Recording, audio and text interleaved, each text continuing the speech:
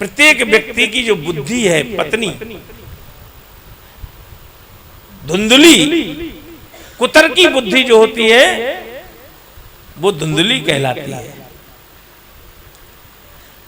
अच्छा, संत का दिया हुआ फल क्या है? संत में क्या फल दे सकते हैं?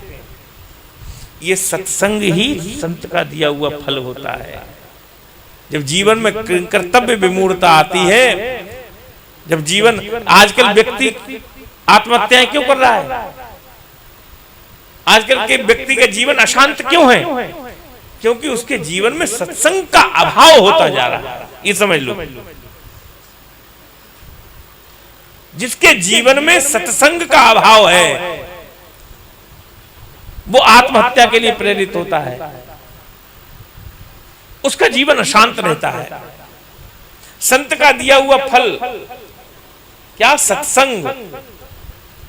और आत्मदेव, जब आत्मा बैठ करके कथा सुनती है तो आत्मा में तो कथा उतरती है, बड़ी अच्छी लगती है, लेकिन जब वो उसी कथा को अपनी बुद्धि में उतारना चाहता है तो बुद्धि, कुतर्क बुद्धि उस फल को काट देती है, तरह तरह के कुतर्क करने लगती है, वो स्वीकार नहीं कर पाता।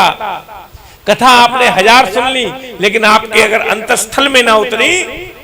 देखिए, एक बड़ी सुंदर बात है, एक दुकानदार ने 2 बर्तन बनाए पीतल के, बड़े सुंदर मूर्तियां बनाई, 2 सुंदर मूर्ति बनाई, और मूर्ति बनाने के बाद में उसने रख दी। अब एक ही वजन है, समझ लो, एक ही जैसी आकृति है, एक ही जैसा स्वरूप है। अब बिकने रख दी तो एक खरीदने आया, उन्होंने कहा महाराज ये कैसे दी हैं आपने? तो बोले एक 50,000 की और एक 5,000 की। बोले इसमें कौन सी 50,000 की, कौन सी 5,000 की?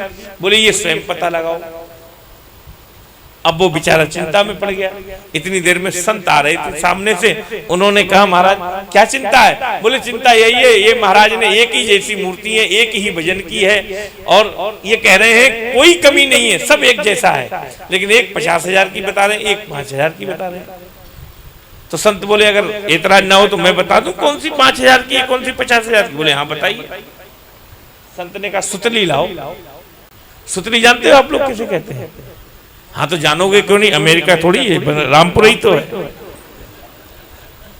हाँ, तो मूर्ति के कान में डाली तो वो पार निकल गई। बोले ये 5,000 की। बोले बिल्कुल ठीक पहचान। और दूसरे के कान में डाली तो वो भीतर को चली गई। बोले ये 50,000।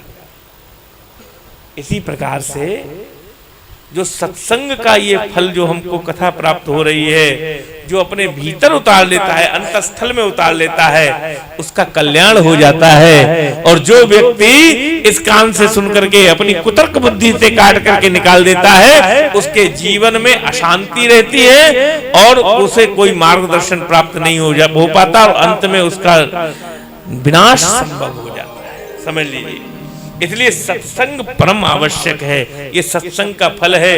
अगर आत्मदेव ने अपने सामने धुंधली को ये फल खिला दिया होता तो धुंधकारी जैसी समस्या उसके जीवन में उत्पन्न नहीं हुई होती। अपने सामने नहीं खिलाया बल्कि दे करके चले गए।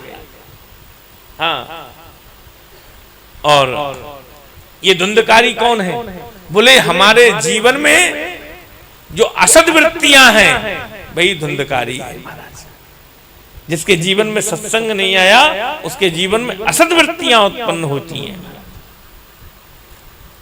तो कहा ये असद वृत्तियां ही धुंधकारी है। और इधर माता समाप्त हुई, 5 वेश्याएं ले आया महाराज। दुष्टा भार्याम शठम मित्रम वृत्तश्चोत्तरदायकः ससर्पे चाग्रहे वासो मृत्युरेव न संशया। शास्त्र कहते हैं जिसके घर में जिसकी स्त्री दुष्ट हो जाए, दुष्टा भार्याम व्यभिचारिणी हो जाए, शठम मित्रम मित्र जिसका सठ धोखेबाज हो जाए, हाँ, वृत्तश्चोत्तरदायका भाई भेद देने वाला हो जाए, तो उसको मृत्यु में संशय नहीं करना चाहिए। उसको समझना चाहिए जैसे घर में ही सर्प बैठा हुआ है। हाँ, 5 वेश्याएं ले आया ये धुंधकारी असद वृत्ति हैं। और इस असद वृत्ति की 5 वेश्याएं कौन हैं? काम, क्रोध, मद, लोभ, मोह, ये सब 5 वेश्याएं ही हैं जो हमारे भीतर बैठी हुई हैं। हमारी जब हमारे भीतर असद वृत्ति प्रवेश करती है तो ये 5 प्रकट हो जाते हैं साथ में। 5 वेश्याएं। अब तो महाराज वेश्याओं का काम क्या है? जब तक वेश्याओं को देखो, ये है पत्नी की परीक्षा किसमें है? तो कहा पत्नी की परीक्षा है पति की गरीबी में। समझ लीजिए,